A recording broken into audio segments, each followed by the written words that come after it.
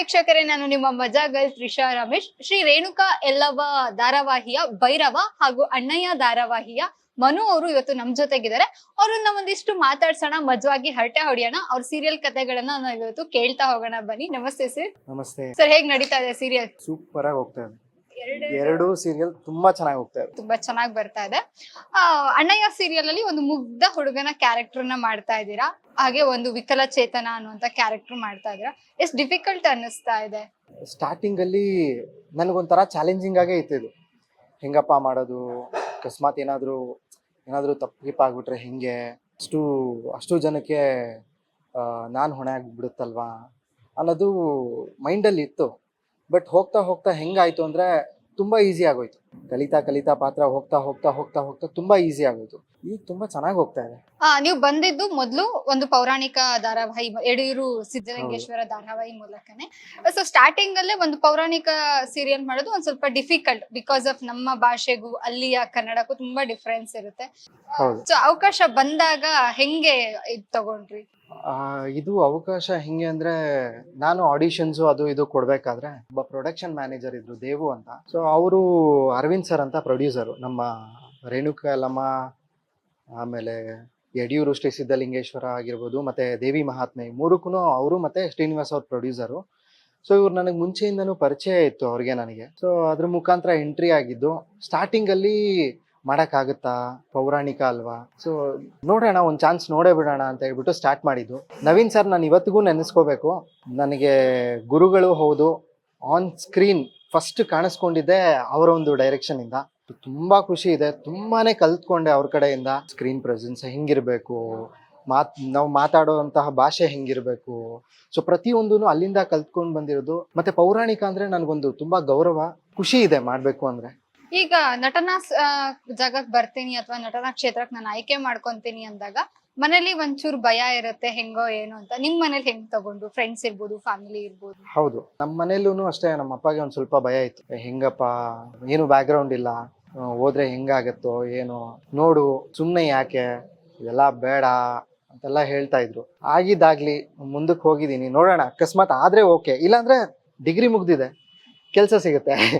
So ಒಂದು chance ನೋಡೇ ಬಿಡೋಣ ಅಂತ ಹೇಳ್ಬಿಟ್ಟು ಟ್ರೈ ಮಾಡಿದ್ದು. ನನ್ನ ಹಣೆ ಬರ ಚೆನ್ನಾಗಿತ್ತು, ಕ್ಲಿಕ್ ಆಯ್ತು.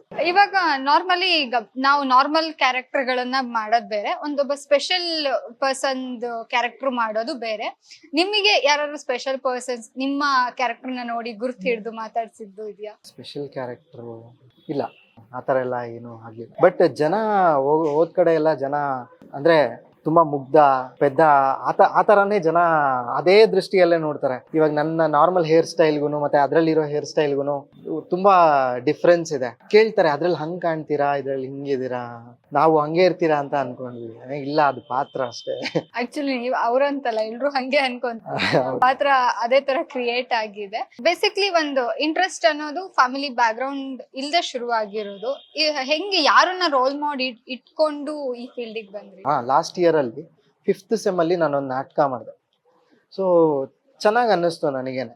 ಸೊ ಯಾಕೆ ಇದ್ರಲ್ಲೇ ಕಂಟಿನ್ಯೂ ಆಗಬಾರ್ದು, ಆದ್ರೆ ನೋಡೋಣ, ಇಲ್ಲಾಂದ್ರೆ ಏನೋ ಒಂದು ಆಗುತ್ತೆ ಅಂತ ಹೇಳ್ಬಿಟ್ಟು ಸುಮ್ಮನೆ ಹಂಗೆ ಒಂದು ಫ್ಲೋ ಅಲ್ಲಿ ಹೋಗೋಣ ಅಂತ ಹೇಳ್ಬಿಟ್ಟು ಬಂದಿದ್ದಷ್ಟೇ. ಇದು ಯಾರು ರೋಲ್ ಮಾಡೆಲ್ ಹಂಗೆ ಹಿಂಗೆ ಅಂತೆಲ್ಲ ಏನಿಲ್ಲ, ಸುಮ್ಮನೆ ಹಂಗೆ ಬಂದಿದ್ದು. ಬಟ್ ಚೆನ್ನಾಗಿ ಹೋಗ್ತಾ ಇದೆ. ಸೊ ಅದೊಂದು ಖುಷಿ ಇದೆ. ಚಿಕ್ಕ ವಯಸ್ಸಿಂದನೂ ಯಾರ ಸಿನಿಮಾಗಳನ್ನ ಜಾಸ್ತಿ ನೋಡ್ಕೊಂಡ್ ಬಂದಿದ್ದೀರಾ? ಎಲ್ರದೂ ನೋಡ್ತೀನಿ. ನಂಗೆ ಡಾಕ್ಟರ್ ರಾಜ್ಕುಮಾರ್ ಅಂದ್ರೆ ಸಿಕ್ಕಾಪಟ್ಟೆ ಇಷ್ಟ. ಅವ್ರ ಆಕ್ಟಿಂಗ್ ನೆಕ್ಸ್ಟ್ ಲೆವೆಲ್. ಅದೇ ರೀತಿ ಎಲ್ಲಾ ಹೀರೋಗಳು ನನಗೆ ಇಷ್ಟನೇ.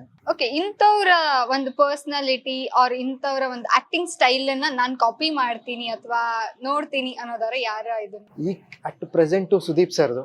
ಯಾಕಂದ್ರೆ ಈಗ ನಾನು ಮಾಡ್ತಾ ಇರೋ ಮನು ಪಾತ್ರ ಎಲ್ಲೋ ಒಂದ್ ಕಡೆ ಆ ಒಂದು ಸ್ವಾತಿ ಮುತ್ತುಗೆ ಹೋಲಿಕೆ ಆಗುತ್ತೆ. ಸೊ ಅದರಿಂದ ಸ್ವಲ್ಪ ಅವ್ರನ್ನ ಫಾಲೋ ಮಾಡ್ತೀನಿ ಅಂತ ಹೇಳಿದ್ರೆ ತಪ್ಪಾಗಲ್ಲ.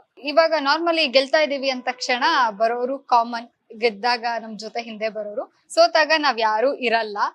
ಸೊ ಇವಾಗ ಗೆದ್ದಾಗ ಎಷ್ಟ್ ಜನ ಇದಾರೆ, ಸೋತಾಗ ಯಾರೆಲ್ಲ ಈಗ್ಲೂ ಇದಾರೆ ಗೆದ್ದ ಮೇಲೂ? ಅವತ್ ಯಾರಿದ್ರು ಇವತ್ತು ಎಲ್ರು ಇದಾರೆ. ಒಬ್ಬ ನಾರ್ಮಲ್ ತೇಜಸ್ ಆಗಿ, ಅಥವಾ ಈಗ ಮನು ಆಗಿರ್ಬೋದು, ಭೈರವ ಆಗಿರ್ಬೋದು, ಅಥವಾ ಸಂಗಮೇಶ್ ಆಗಿರ್ಬೋದು, ಯಾವುದೇ ಕ್ಯಾರೆಕ್ಟರ್ ಮೂಲಕ ಇಲ್ಲಿವರೆಗೂ ಬಂದಿದ್ರು ಒಬ್ಬ ತೇಜಸ್ ಆಗಿ ಹೆಂಗ್ ನೋಡ್ತಾ ಇದ್ರು, ಅದೇ ರೀತಿ ಇವಾಗ್ಲೂ ನನ್ನ ಫ್ರೆಂಡ್ಸ್ ಆಗಿರ್ಬೋದು, ಫ್ಯಾಮಿಲಿ ಆಗಿರ್ಬೋದು, ಅದೇ ಥರನೇ ನೋಡ್ತಾ ಇದ್ದಾರೆ. ಸೊ ಆ ಥರ ಎಲ್ಲ ಏನೂ ಇಲ್ಲ. But nice. ಈಗ ನಾರ್ಮಲಿ ಒಂದು ಆಡಿಷನ್ ಹೋದಾಗ ಆರ್ ಒಂದ್ ಲುಕ್ ಟೆಸ್ಟಿಗೆ ಹೋದಾಗ ನಾರ್ಮಲಿ ಅವಮಾನಗಳು ಅಥವಾ ರಿಜೆಕ್ಷನ್ ಅನ್ನೋದು ಕಾಮನ್. ನೀವ್ ಯಾವ ತರ ರಿಜೆಕ್ಷನ್ ಗಳನ್ನ ಅನುಭವಿಸಿದೀರ? ಅಂದ್ರೆ ನಾನು ಆಡಿಷನ್ ಅಟೆಂಡ್ ಮಾಡಿರೋದೇ ತೀರಾ ಕಡಿಮೆ. ಯಡಿಯೂರು ಶ್ರೀ ಸಿದ್ಧಲಿಂಗೇಶ್ವರ ಮಾಡ್ಬೇಕಾದ್ರೆ ಒಂದು 2 ಸರಿ ಅದೇ ಪ್ರೊಡಕ್ಷನ್ ಅಲ್ಲೇ ಅದೇ ಸೀರಿಯಲ್ಗೆನೆ ಅದೇ ಕ್ಯಾರೆಕ್ಟರ್ಗೆ ಕೊಟ್ಟು ಬಂದಿದ್ದು. ಅದಾದ್ಮೇಲೆ 2 ವರ್ಷ ತಮಿಳು. ಸೊ ಅದೂ ಒಂದೇ ಸರಿ ಓಕೆ ಆಗೋಯ್ತು. ಅಲ್ಲಿಂದ ಭೈರವ, ಮತ್ತೆ ನಮ್ಮ ಹಳೆ ಪ್ರೊಡಕ್ಷನ್ಗೆ ಬಂದೆ. ಸೊ ಅದೂ ಹಂಗೆ ಹೋಯ್ತು. ಅಲ್ಲಿಂದ ಅಣ್ಣಯ್ಯ ಅಂದ್ರೆ ಒಂದು 6 ತಿಂಗಳು ಆಡಿಷನ್ ಆದಮೇಲೆ ನನಗೆ ಯಾವುದೇ ರೀತಿ ಫೋನ್ ಬಂದಿರಲಿಲ್ಲ. ಬಟ್ ಒಳ್ಳೆ ಪಾಸಿಟಿವ್ ರೆಸ್ಪಾನ್ಸ್ ಅಂತೂ ಇತ್ತು. ಆಗತ್ತೆ ಅಂತ ತಲೆಯಲ್ಲಿ ಇತ್ತು, ಬಟ್ ನಂಬಿಕೆ ಇರಲಿಲ್ಲ. ಬಟ್ ಫೈನಲಿ ಕಾಲ್ ಬಂದಮೇಲೆ ಸೊ ಮತ್ತೆ ಇನ್ನೊಂದ್ಸರಿ ಹೋಗಿ ಲುಕ್ ಟೆಸ್ಟ್ ಎಲ್ಲ ಕೊಟ್ಟಾಗ ಓಕೆ ಆಗುತ್ತೆ ಅನ್ನೋದು ಕನ್ಫರ್ಮ್ ಆಯಿತು. ಸ್ಟಾರ್ಟ್ ಆಯಿತು. ಓಕೆ, ಇವಾಗ ನೀವು ಆಲ್ರೆಡಿ ತಮಿಳಲ್ಲೂ ಮಾಡಿದ್ದೀರಿ ಅಂತ ಹೇಳಿದ್ರಿ. ನಾರ್ಮಲಿ ನಾವು ನೋಡ್ತಾ ಇರ್ತೀವಿ, ನಮ್ಮಲ್ಲಿ ಫೇಮಸ್ ಆದಂತ ಆರ್ಟಿಸ್ಟ್ ಬೇರೆ ಭಾಷೆಗೆ ಹೋಗೋದು ಸರ್ವೇ ಸಾಮಾನ್ಯ. ಸೊ ಅದು ಹೆಂಗ್ ಕಂಪೇರ್ ಮಾಡ್ತೀರಾ ಕನ್ನಡ ಇಂಡಸ್ಟ್ರಿಗೂ ಬೇರೆ ಇಂಡಸ್ಟ್ರಿಗೂ? ಕೆಲವರು ನಾವು ತುಂಬಾ ಜನದ ಬಾಯಲ್ಲೆಲ್ಲ ಕೇಳಿದ್ವಿ, ಇಲ್ಲ ಪೇಮೆಂಟ್ ಇಶ್ಯೂ ಇಲ್ಲಿ ಜಾಸ್ತಿ ಇದೆ, ಅಲ್ಲಿ ಹೋದ್ರೆ ನಮಗೆ ಓಕೆ ಪೇಮೆಂಟ್ ಇಶ್ಯೂ ಆಗಲ್ಲ. ಇಲ್ಲಿ ಕಂಪೇರ್ ಮಾಡಿದ್ರೆ ಒಂದು ಸ್ವಲ್ಪ ಜಾಸ್ತಿ ಕೊಡ್ಬೋದು. ಬಟ್ ಯಾವತ್ತಿದ್ರೂ ಇಲ್ಲಿ ಸಂಪಾದನೆ ಮಾಡಿರೋ ಹೆಸರು ಅಲ್ಲಿ ಅಲ್ಲಿಂದ ಬಿಟ್ಟು ಬಂದ್ಮೇಲೆ ಮತ್ತೆ ಇಲ್ಲಿಗೆ ಬರ್ಬೇಕಲ್ವಾ. ಸೊ ಈಗೇನಾಗುತ್ತೆ, ಇಲ್ಲೇ ಹುಟ್ಟಿ ಇಲ್ಲೇ ಬೆಳೆದಿರ್ತೀವಿ, ಬೆಂಗಳೂರಲ್ಲಿ ಓಡಾಡ್ತಾ ಇರ್ತೀವಿ, ಕನ್ನಡ ಸೀರಿಯಲ್ ಮಾಡಿರ್ತೀವಿ ಅಂದ್ರೆ ಇವನು ಆ ಸೀರಿಯಲ್ ಮಾಡಿದ್ದಾನೆ ಅಂತ ಹೇಳ್ಬಿಟ್ಟು ಯಾರೋ ಒಬ್ರು ನೆನಪಲ್ಲಿ ಇಟ್ಕೊಂಡು ಮಾತಾಡಿಸ್ತಾರೆ. ತೆಲುಗು ಭಾಷೆ ಮಾಡಿ ಬಂದು ನೋಡದೆ ಇರುವಂತವ್ರು ಎಲ್ಲಿ ಮಾತಾಡ್ಸಕ್ಕಾಗುತ್ತೆ? ಓಕೆ, ಈಗ ಆಲ್ರೆಡಿ 2 ಪೌರಾಣಿಕ ಮಾಡಿದ್ದೀರಾ, ಈಗ ಒಂದು ಸ್ಪೆಷಲ್ ಕ್ಯಾರೆಕ್ಟರ್ ಮಾಡ್ತಾ ಇದೀರಾ. ಇನ್ ಯಾವ ತರ ಪ್ರಾಜೆಕ್ಟ್ಸ್ ಏನ್ ಮಾಡ್ಬೇಕು ಅಂತ ಇದೆ ನಿಮ್ಗೆ? ಆಬ್ವಿಯಸ್ಲಿ ಲೀಡಾಗಿ ಮಾಡಬೇಕು ಅನ್ನೋದು ತುಂಬ ಇದೆ. ಅಂದರೆ ಸೋಷಿಯಲ್ ಸಬ್ಜೆಕ್ಟಲ್ಲಿ ಒಂದು ಮುಖ್ಯ ಪಾತ್ರದಲ್ಲಿ ಕಾಣಿಸ್ಕೊಬೇಕು ಅನ್ನೋದಿದೆ. ಅದು ಹೊರತಾಗಿ ಏನಂದರೆ ಸ್ಪೆಷಲ್ ಕ್ಯಾರೆಕ್ಟರ್ಗಳು, ಈಗ ಅನಾಥರು ಸಿನಿಮಾ ಅಲ್ಲಿ ಉಪೇಂದ್ರ ಸರ್ ಯಾವ ರೀತಿ ಒಂದು ಪಾತ್ರ ಮಾಡಿದ್ದಾರೆ, ಆ ಥರ ಪಾತ್ರಗಳನ್ನ ಮಾಡಬೇಕು ಅನ್ನೋದು ಒಂದು ಆಸೆ. ಸಿನಿಮಾ ಯಾವತ್ತಾದ್ರು ಟ್ರೈ ಮಾಡಿದ್ದೀರಾ? ಸಿನಿಮಾ ಅದೇ ಬರುತ್ತೆ ಮೇಡಮ್, ಯಾವತ್ತು ನನ್ನ ಹಣೆಯಲ್ಲಿ ಬರ್ದಿರುತ್ತೋ ಗೊತ್ತಿಲ್ಲ, ಒಪ್ಕೋಬೇಕು. ಬಟ್ ಒಂದು ಮೇಜರ್ ಕ್ಯಾರೆಕ್ಟರ್ ಅಥವಾ ಏನಾದರೂ ಬಂತು ಅಂದ್ರೆ ಖಂಡಿತವಾಗ್ಲೂ ಸಿನಿಮಾ ಒಪ್ಕೋತೀನಿ. ಓಕೆ, ಯಾವ ತರ ಕತೆನ ನೀವು ಹುಡುಕ್ತಾ ಇದ್ದೀರಾ? ಈ ಕತೆ ಬಂದ್ರೆ ನಾನು ಸಿನಿಮಾ ಒಪ್ಕೊಂತೀನಪ್ಪ. ಯಾವ್ದು ಬಂದ್ರು ಮಾಡ್ತೀವಿ. ಅದು ಬೇರೆ ವಿಷಯ. ಒಂದು ಲವರ್ ಬಾಯ್ ಕ್ಯಾರೆಕ್ಟರ್ ಇತ್ತು ಅಂದ್ರೆ ನನ್ನ ಫೇಸಿಗೆ ಸೂಟ್ ಆಗ್ಬೋದು ಅನ್ನೋದು ಒಂದು ಲವ್ ಕಾನ್ಸೆಪ್ಟ್ ಅಲ್ಲಿ ಯಾವ್ದಾದ್ರು ಬಂದ್ರೆ. ನಿಮ್ಮ ಎಲ್ಲಾ ಸೀರಿಯಲ್ ಅಲ್ಲೂ ಎಲ್ಲಾ ಸೀನಿಯರ್ ಆಕ್ಟರ್ಸ್ ಇದ್ದಾರೆ. ಸೊ ನಿಮ್ಮ ಅಣ್ಣಯ್ಯ ಸೀರಿಯಲ್ ಅಲ್ಲೂ ನೋಡೋದಾದ್ರೆ ಎಲ್ಲ ವಾಣಿಶ್ರೀ ಮ್ಯಾಮ್ ಇದ್ದಾರೆ, ನಿಮ್ಮ ಅತ್ತಿಗೆ, ಆಮೇಲೆ ವೀರಭದ್ರ ಕ್ಯಾರೆಕ್ಟರ್ ಇರ್ಬೋದು, ಎಲ್ರು ಸೀನಿಯರ್ ಕ್ಯಾರೆಕ್ಟರ್ಸ್ ಇದ್ದಾರೆ. ಅವ್ರ ಜೊತೆ ಎಲ್ಲ ವರ್ಕ್ ಮಾಡ್ತಿರೋ ಎಕ್ಸ್ಪೀರಿಯನ್ಸ್ ಅಂದ್ರೆ ದಿನದಿಂದ ದಿನ ಕಲಿತಾ ಇದೀವಿ. ಸಂದೀಪ್ ಸರ್ ಬಗ್ಗೆ ಹೇಳಲೇಬೇಕು.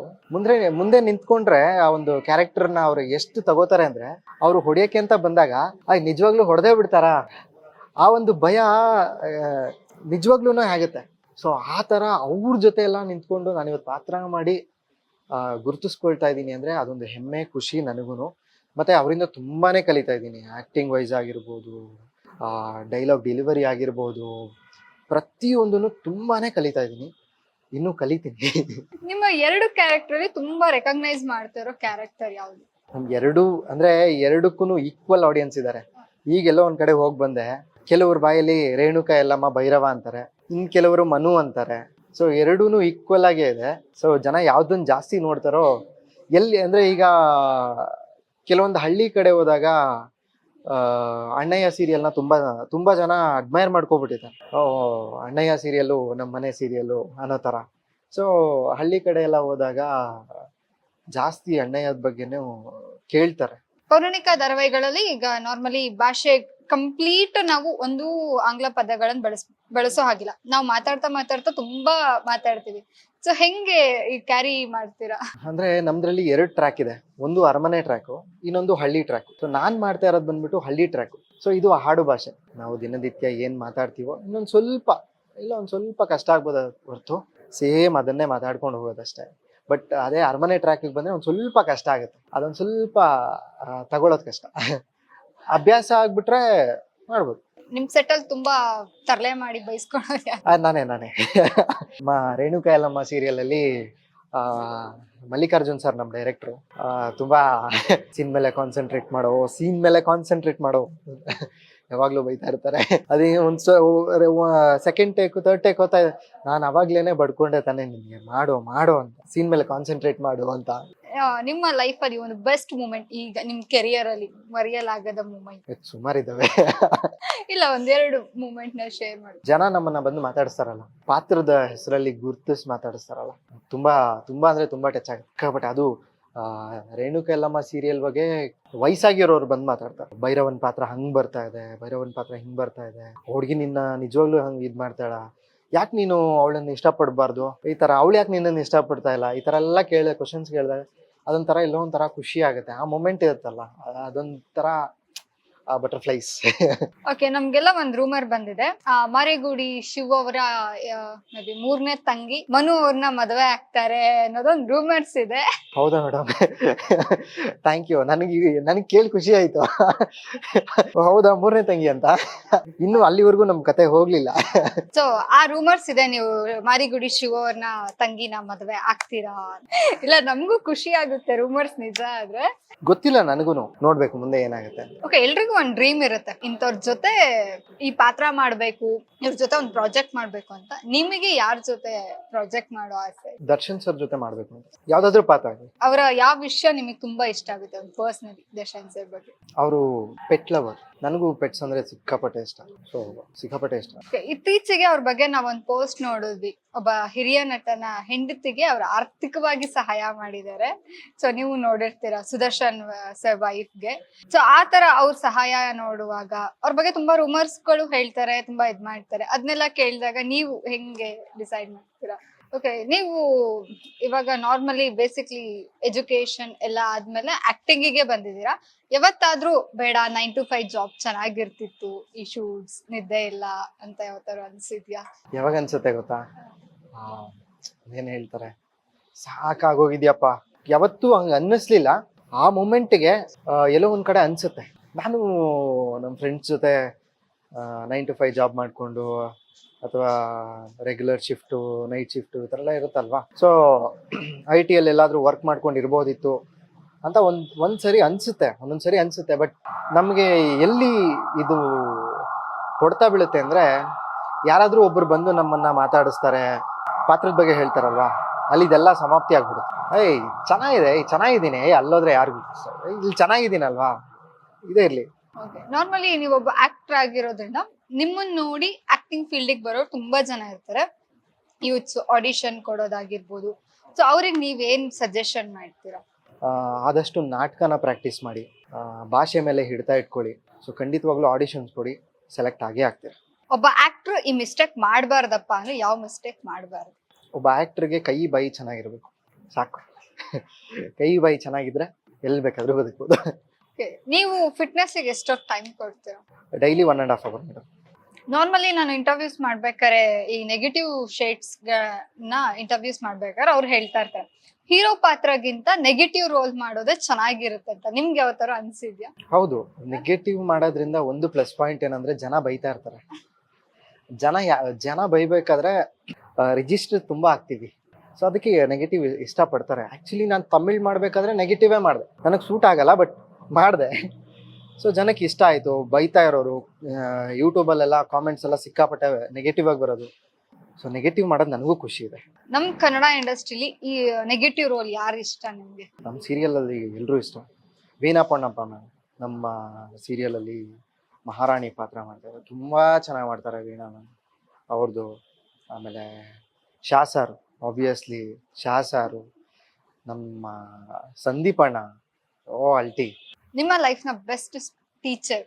ನವೀನ್ ಸರ್. ಹೌದು, ನನ್ನ ಇಂಡಸ್ಟ್ರಿ ಕರ್ಕೊಂಡ್ಬಂದ, ಸ್ಟಾರ್ಟ್ ಆದಾಗ ನನಗೆ ಪ್ರತಿಯೊಂದೂ ಕ್ಯಾಮ್ರಾ ಪ್ರೆಸೆನ್ಸು ಇದೆಲ್ಲ ಕಲಿಸ್ಕೊಟ್ಟವರು ಅವರೇ. ಸೊ ನವೀನ್ ಸರು. ಆಮೇಲೆ ಈಗ ಮಲ್ಲಿಕಾರ್ಜುನ್ ಸರು, ತುಂಬ ಕಲಿತಾ ಇದ್ದೀನಿ, ತುಂಬ ಅಂದರೆ ತುಂಬ ಕಲಿತಾ ಇದ್ದೀನಿ ಅವ್ರ ಕಡೆಯಿಂದ. ತ್ರಿಶೂಲ್ ಸರು, ನಮ್ಮ ಉದೋ ಎಲ್ಲಮ್ಮ ಮುಂಚೆ ಅವರೇ ಡೈರೆಕ್ಷನ್ ಮಾಡ್ತಾ ಇದ್ದಿದ್ದು. ತ್ರಿಶೂಲ್ ಸರು, ರವಿ ಸರು, ಎಲ್ರೂ ಅಷ್ಟೇ. ತುಂಬ ಖುಷಿ ಇದೆ. ಸೊ ಎಲ್ಲೋ ಒಂದು ಕಡೆ ಅದನ್ನೆಲ್ಲ ಅಳವಡಿಸ್ಕೊಂಡು ಮುಂದಕ್ಕೆ ಹೋಗ್ಬೋದು. ನೋಡಿದ್ರಲ್ಲ ವೀಕ್ಷಕರ, ಇವತ್ತಿನ ಸಂಚಿಕೆಯನ್ನ ಇನ್ನಷ್ಟು ಮಜವಾದ ಕಂಟೆಂಟ್ ಗಳೊಂದಿಗೆ ನಿಮ್ ಮುಂದೆ ಬರ್ತೀನಿ. ಅಲ್ಲಿವರೆಗೂ ನೋಡ್ತಾ ಇರಿ ಇಟ್ಸ್ ಮಜಾ ಕನ್ನಡ. ಸುಮ್ನೆ ನೋಡ್ಬಿಡಿ, ಜಸ್ಟ್ ಕ್ಲಿಕ್ ಮಾಡಿ.